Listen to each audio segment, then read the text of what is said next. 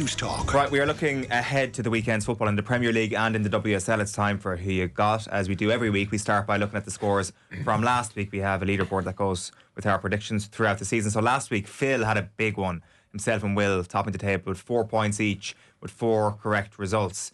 No one got exact scores right last week. Bad week for Ger down at the bottom of last week. Let's have a look at the overall table. As a result of that, Phil probably moves up from... Oh, sorry, it's Colm at the base of the table. Phil is second from bottom. What's the issue here? Hold on, what?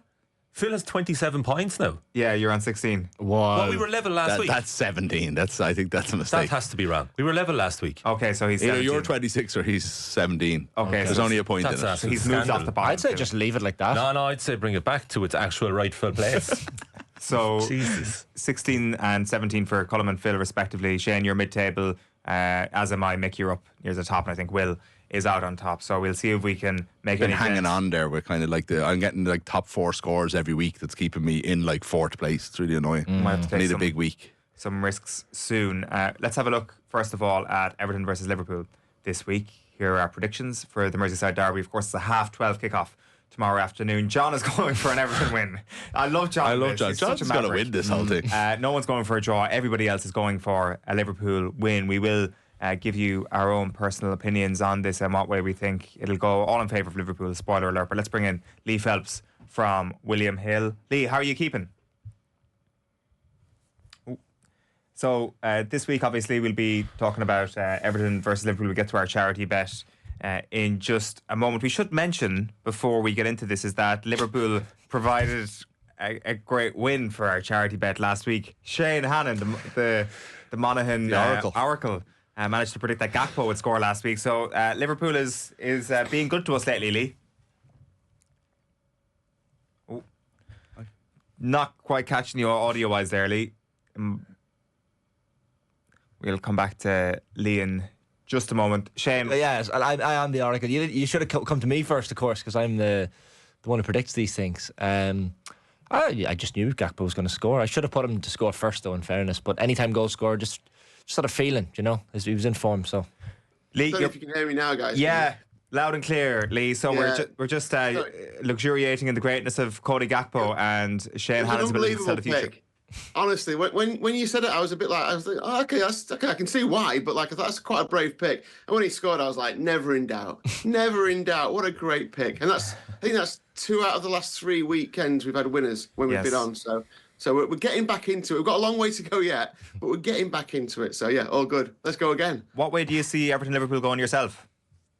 I think Liverpool win. I think it's an interesting stat around this game is that both teams to score no has landed in each of the last 5 head-to-heads, and actually the away team has failed to score in those games as well. Now, I don't see it going that way for this game. I think Liverpool will want to get back on track, and I think it'd be interesting to see how Arne Slot goes with it, because having seen his team concede 3 and maybe be fortunate not to lose that game in the end, I think we'll see what his coaching style is like. Will he now set them up to be ultra defensive and not concede at all? I can see Liverpool winning 2-0, to be honest. That takes the price for Liverpool to odds against. I know it's always a dangerous game to play because a fluky goal from Everton or whatever can scupper your bet, but I think Liverpool win. They're 4-9 to win the game, so no surprise there. 18-5 the draw, and Everton 6-1. I guess in these kind of games, anything can happen, but Liverpool have looked very good. Salah scored first in the last couple of times he scored against Everton. He scored 2 in his last 3. They've both been openers as well. So I put a bet builder together, which is Liverpool to score over 1.5 goals in the game, both teams to score no, and Mo Salah to score first. I quite like that. I think it's got a decent chance. I mean, I know some people will be a little bit worried about the idea of going for the kind of the win to nil element of it, but I think they'll get back on track here, Liverpool. What do you guys think? Yeah, we're all going for Liverpool in studio. No one is going for a draw on our team except for John Duggan. He's the only outlier here who's actually predicting an Everton win. You talk about a potential of a fluky goal for Everton. I mean, do they have the best / oldest free kick taker in the Premier League right now in Ashley Young? I mean, you talk about fluky goals, to be fair. If you're scoring 2 own goals against an opponent, as he did against Wolves midweek, I think that's a fair point to make. Everton are better though, lads, aren't they? They're slowly getting places.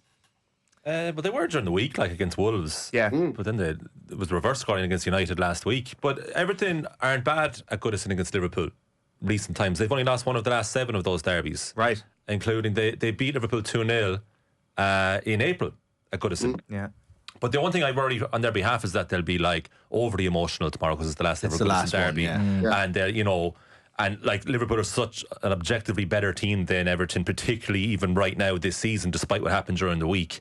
So I'd fear for them that there'll be like a red card in the 12th minute and everyone's going to lose their mind.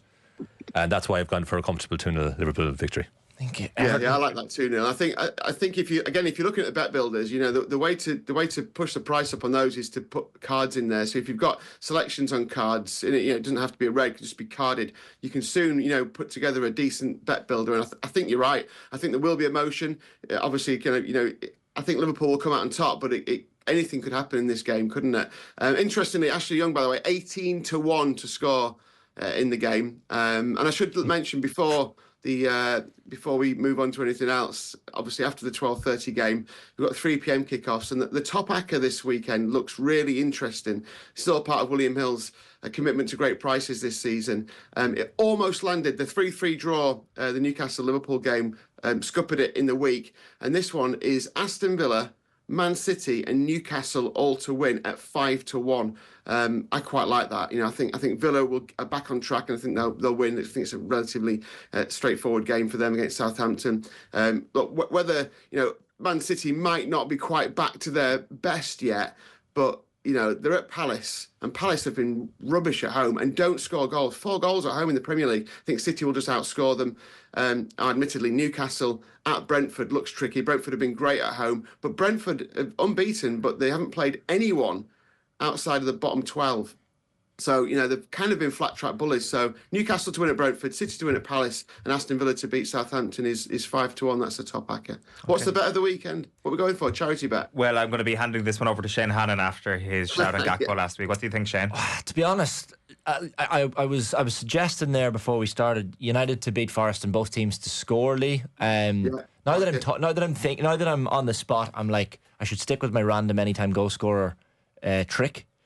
I just have a sneaky feeling for Amad Diallo this weekend against Nottingham Forest. I just feel like he's involved in a lot of goals. He got a couple of assists last week. Nicks balls off players. He's a man in confidence. He only got the second half against Arsenal during the week. So Amorim loves him. All the body language experts are saying that he was enthused by Diallo's play. Yeah, this is it. So I'd love to. Yeah, if we can get tasty enough odds, I'd like to have a whack at Amad. I've heard quite a few people talking him up as well, actually, and been really positive about his performances. It's amazing how that happens when you've got a new manager comes in. I mean, look at Rashford as well. He's been absolutely a different player since the new manager came in. The Man United to win and both teams to score. Just checking that one now briefly. That is 23-10, so just over 2-1. They're 8-13 odds on to win the game. In terms of let's have a look for Diallo here. 7-2 to score at any time in the game. Go for that one, lads. Shane's at the wheel. He's Amad anytime 7-2. Put it down. Lock it in, Lee. Lock it in. I like it a lot. And remember, you get impact sub on your side as well. So if Diallo goes off and the sub comes on and happens to score, then your bet stays on. Nice one. Even if it's Anthony. Yeah. It's after you get your money back in sympathy. Yeah. Lee Phelps, a pleasure. Thank you. Thanks, guys. Cheers. And who you got is in association with William Hill. Remember, you must be over 18 and visit gamblingcare.ie for more information. So there's no concern in the room whatsoever about the little wobble for Liverpool in midweek at all? Not for me. I think that Newcastle played very, very well in the first half. That's going to be a hard place to go. I can't see, if, either Alisson will be back in or Kelleher's not going to make that kind of mistake again. I thought Liverpool fought back well. They're not going to play brilliantly every week. And yet, Salah was electric. Alexander-Arnold was brilliant when he came on. Didn't play the whole game, don't forget. I'd have no concerns with that. That's not a collapse. They conceded a late goal. They also came from behind to go ahead twice. They drew away to a very, very good team who played well and don't every week. That's why they're so far down the league. So I think from Liverpool's point of view, I wouldn't have many concerns. There is another side of Colm's point about the over-emotion and drama, that the players might not necessarily be overly worried about that. It's so early in the season. There isn't they're not local. That part of the Goodison thing. They don't care about the derbies. The professional footballers nowadays, the derbies mean less than the derbies of the 80s and the 90s. I think less, but I don't think they don't care. But at the same time, I think the fact that we're this side of Christmas, Yeah. I think to the fans it'll mean a lot. And if there's a good atmosphere and Everton are in it, that's the kind of thing where that could suck the ball over the line in the last few minutes. Or it would just that kind of atmosphere 100% affects the opposition as much as anyone. Liverpool could sit deep, protect the 1-0 lead, put themselves in trouble. Those types of atmospheres do matter in football, but they're circumstantial. It needs to depend on Everton playing well for 80 minutes and being in the game, you know. And of course, because you and I know we had good trivia around the Everton goal scored last day. Of course, Still on about this, Ashley Young. you boys would have been listening to the football show 2 nights ago, so you can just remind us all. Of course. Ashley Young is the 4th oldest goal scorer in Premier League history after. Oh. 3 others. Yes, that I mentioned on the football show. I got 2 of these. by the 4th way. oldest. So, Giggs?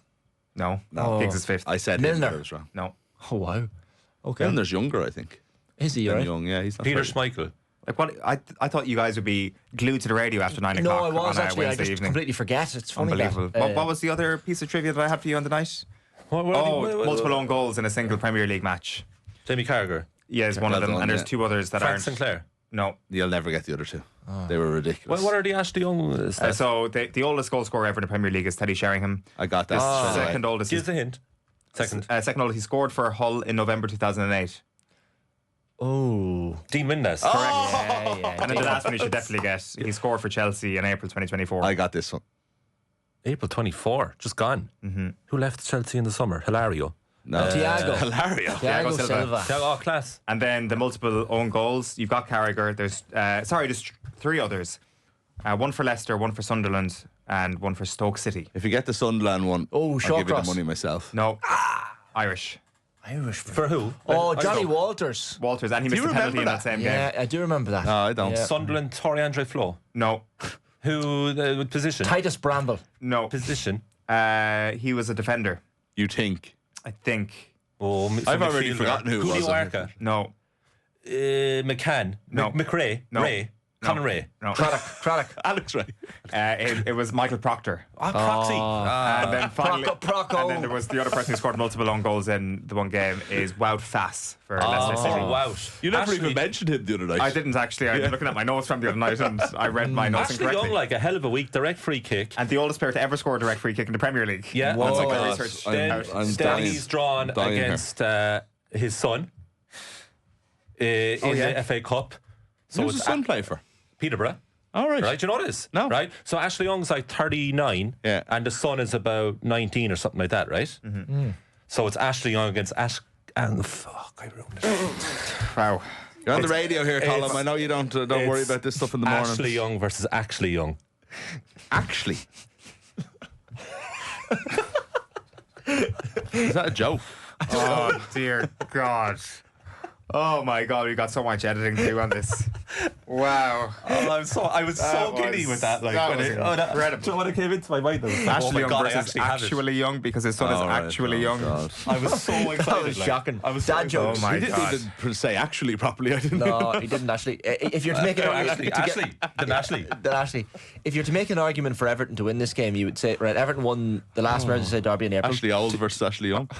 2-0. Which one was it? I'm trying to make a point here, okay? In what sense? So Everton won 2-0 in April, but they haven't won back-to-back Merseyside. You're starting me now. They haven't won back-to-back Merseyside derby since when? Since they're all in the stats. Everton, I don't know. 84-85 season. Wow. Wow. It's been a long time. They're generally very disappointing fixtures. I have to say, I'm not like. Generally disappointing stats. No, that's a good stat. That too. I'm generally disappointed. Like, it's not like I'm not like, oh yeah, 12:30 tomorrow, Merseyside know. derby. Early in the day sun. doesn't help. If it was at night time, maybe. Pat Nevin made the very pertinent point on the show this morning that Liverpool's defensive frailty is shown against Newcastle, albeit they've conceded less goals than any team in the Premier League. But it probably gives other teams a little bit of. I wouldn't be guess- mad about Canade being out. No, well, that's obviously know. a big thing. But Yeah. 2-1 Liverpool, I think I went for. We all went for, apart from John, obviously the Maverick. Yeah, Maverick pick for sure for John Duggan. Let's have a look at Manchester United against Nottingham Forest then. this weekend. Everybody here is going for a Manchester United win. We're starting to We're all get in united line in that. here. The only Hammer person, during the week, of course. everybody's also going for Manchester United to win and both teams to score, except once again for John Duggan, who's going for a Manchester United clean sheet. Clean sheet possible for United this weekend? It is, yeah, but not according to me. 2-1. Yeah, I'll go for that. Chris Wood, like, Missed the sitter I don't midweek. know what his sleeping is generally like, but if he has a Whoop or any other device, it's probably going off the charts there Wednesday night into Thursday morning, because he'd be replaying that chance over and over again at 1-0 down. Other sleeping devices are available. At 1-0 down, right? And I think if he had equalised there and if Forest were 1-1, I was like, I generally feared for City and Pep and his mental state. But as it transpired, they won handily. And I do think that for the skin on his face and head. Oh my gosh, yeah, that's bad. That cleared up like instantly. So he, I know City aren't. We're not talking about them, so I think that'd be fine. Forest, I think, will have more than enough to trouble United. I just have a bit more faith in Manchester United under Ruben Amorim, and I include the Arsenal display, even though Arsenal were well deserving of the 3 points. What about it gave you encouragement? The first half, much more compact, and I know you don't necessarily need to be like that against Forest at Old Trafford, but the fact that they're playing much more as a team now, and we just haven't seen that from Manchester United in a long time. So they have two chances. It was what Diogo Dalot has the kind of Snapchat which goes wide of the post, and De Ligt has the header which David Raya saves. So there's one or two opportunities, but they kept Arsenal quiet for the bones of an hour, had more possession, looked much better. However, it's still at a fairly low base. Like for Arsenal, that was the equivalent of playing like a Fulham or a Brentford in real terms, what we're actually seeing in the Premier League this season. A good mid-table side who were fairly well organised, who eventually Arsenal break down. And I think United will have more to give against Forest than they did against Arsenal. But it's weirdly positive at the moment to United. And that's even considering what happened against Arsenal, their old rivals, who they lost very comfortably to for the fourth time in a row as well. And yet it's weirdly in the state of it's a rebuild, and I think everybody agree with realises that, yeah, because I think what if a good manager comes in and gets the most out of what he has an insanely expensive, even if they're not going to ever live up to it, he has an insanely expensively put together squad of good footballers. The easy part is to get yourself into a position where you're playing to your level and beating the likes of Forest and Everton. And then the hardest part is getting up to the level of the City's, Arsenal's, Liverpool's, and on. That's going to take much longer. Yeah. So I wouldn't care at all about Wednesday night. You're way off that. You know what I mean? You'll maybe get up for a one-off or whatever. Yeah. You'd rather be winning these games constantly, losing to Arsenal, than doing what Ten Hag did of like losing all these games, then winning the cup final by having one plan in the entire season against City. So I think that we also have to account for the fact that Forest's form, despite what seeming like a decent performance against City, that it didn't deserve to be 3-0 maybe, but their form hasn't been what it was. It's about both sides of the international break now. They've been slipping a little bit. Just on that, I think you're right, absolutely, but I also think the jury's still a little bit out on it, because the teams that they've been beaten soundly by are Newcastle, Arsenal and Manchester City, and their ceiling is on a level above Nottingham Forest, you'd have to say. Just looking at the Premier League table at this point, Forest are now in 7th. They are dangerous, too strong a word, but there's a chance that they start to drop out of that and become a mid-table team again, and this start of the season does look like a flash in the pan. But as I say, they've come up against 3 teams who, when they're at their best, can be excellent. So I think Manchester United probably fit into that category as well. Like even if at their best, better than Forest is what I would just probably about, say. but just about, like not even by much, but just about, which is what my 2-1 shows. They're a different proposition at the City ground. I think teams would fear them more so away from home. Tough enough to use the cliche place to go, but I think at Old Trafford, United, like Lenny Yoro's getting more minutes in his legs. I'd like to see him put into the starting team quite soon.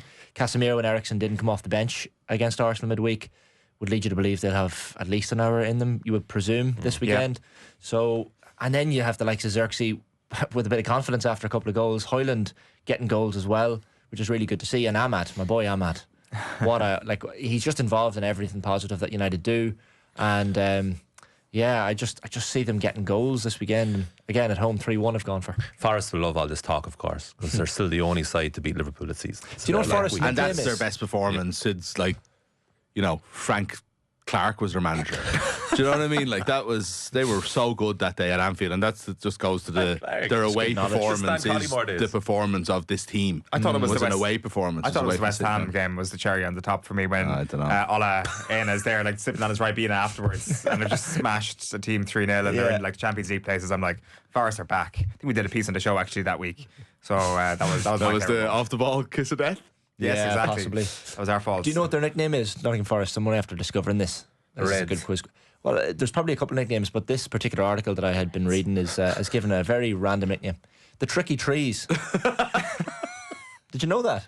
Stop reading The Onion. I think whoever wrote that's been smoking tricky trees. Yeah, there you go. Right, let's have a look at the next game. This should be an I'm absolute. full of them this week. I don't know when that happened. This should be an absolute cracker at the weekend. Spurs against Chelsea, Oh, look at and that. you can see a bit of variance now. John, the only person who's gone for a Tottenham win. Gerard's gone for a 4-4 draw in this one between Tottenham and Chelsea. He should get 12 points if that comes true. Colm going Chelsea 3-1 win. Kathleen going Chelsea 3-1 nil. 3-1 win. Nathan going for a 3-2 win, and Phil and Shane both going for a Chelsea win. Who do I have? You're going for a draw. Mick, I am going for a draw as well. 4 odds is irresponsible. Like, there's the fella who was in a meeting. Yeah, being he like, shouldn't be allowed to take part anymore for saying any that. number will do. Like, That's I not got right. 2-2 here, have I though? It's Yeah. like No, there, in is, fairness. there is method to the 4-all. Like That's half as many last goals. season was wild. yeah, Wild. Before this game. was this the 9 men game? This was Or- the 4-1 to Chelsea last season, where Spurs had a hilariously high line. Where they yeah, were right because up they to had the 9 halfway men. line.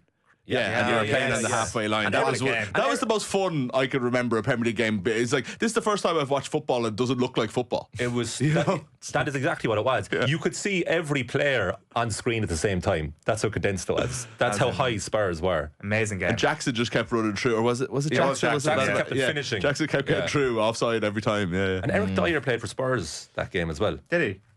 Don't Like remember that. Bayern's Eric Dyer, and it just felt like a different lifetime ago. And Ange was having fun at the time. Do you remember how well Spurs started under Postecoglou? They won 8 of their first 10 games, drew the other 2, and now he's in despair again because that's what Spurs seem to do to you. They were very bad last night. it was Ugarte Yeah, and it could have been more from. It could have been more. in Or fairness. sent off. Ugarte, Not Ugarte, sorry.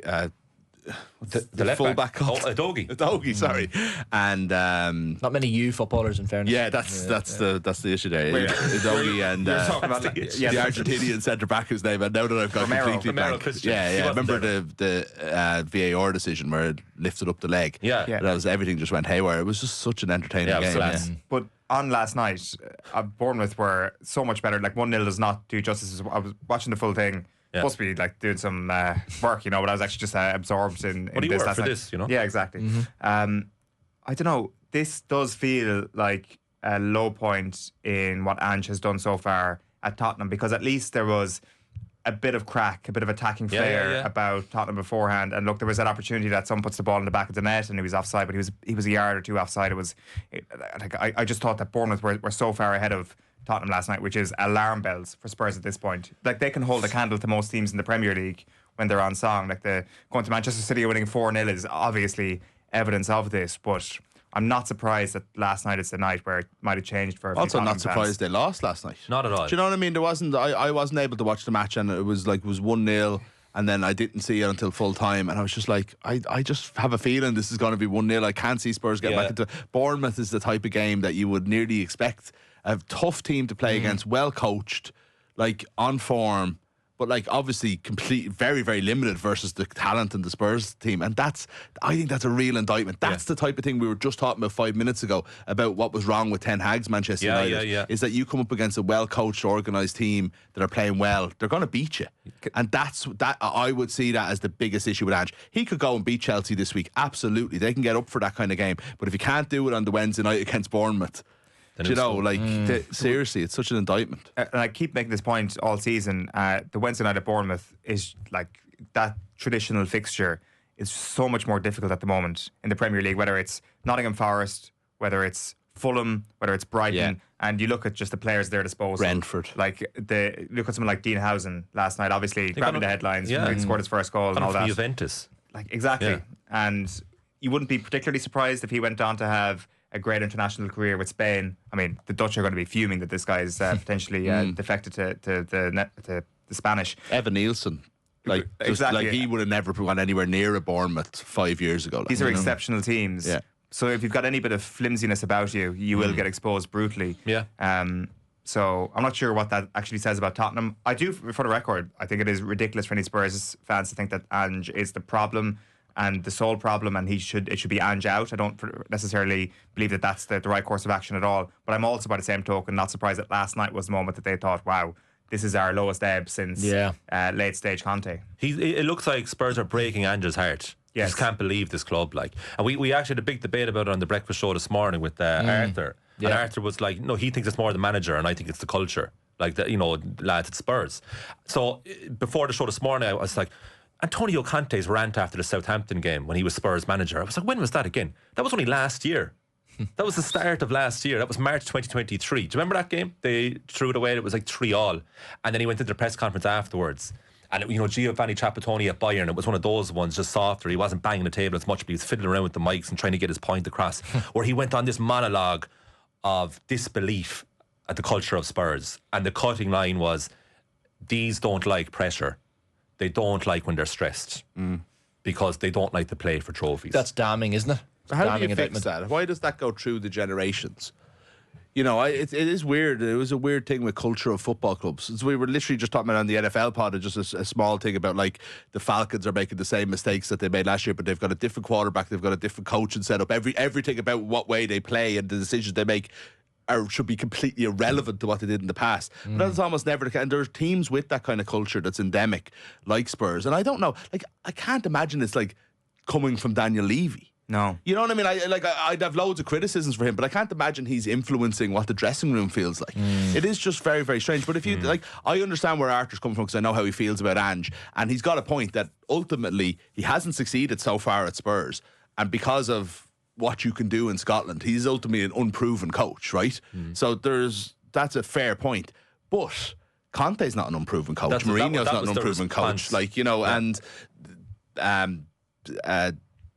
Anyway, I'm forgetting names today, but there's loads of Spurs managers, and it's going through generations who've done unbelievably well elsewhere. Yeah. Pochettino, obviously, is who I was trying to think of. I mean, it goes back to the Giorgio Chiellini line. It's the history of the Tottenham, like that cultural piece. It's a really interesting one. There's definitely an item on the show sometime about like how that actually transcends through different managers and different sets of players. However, we should state for the record here that we did have our Tottenham in semi-crisis conversation on this slot a few weeks ago, and we were kind of questioning James Maddison, would Pochettino actually start against Manchester City? And he went out and smashed it that weekend. They absolutely destroyed that one. Manchester City. So there is every chance that they go out and do that against Chelsea this week. Are you saying they're listening to who you got, the players, and they're watching back and then using it as we're channeling energy? Yeah, I like it. Forest were listening to us earlier. Now this game was 4-1 Chelsea last season in North London. Now, albeit Spurs had a couple of players sent off, but like this fixture is goals. We're laughing, but we're laughing at different. I'm just imagining all the players around the wireless listening to who you got. So.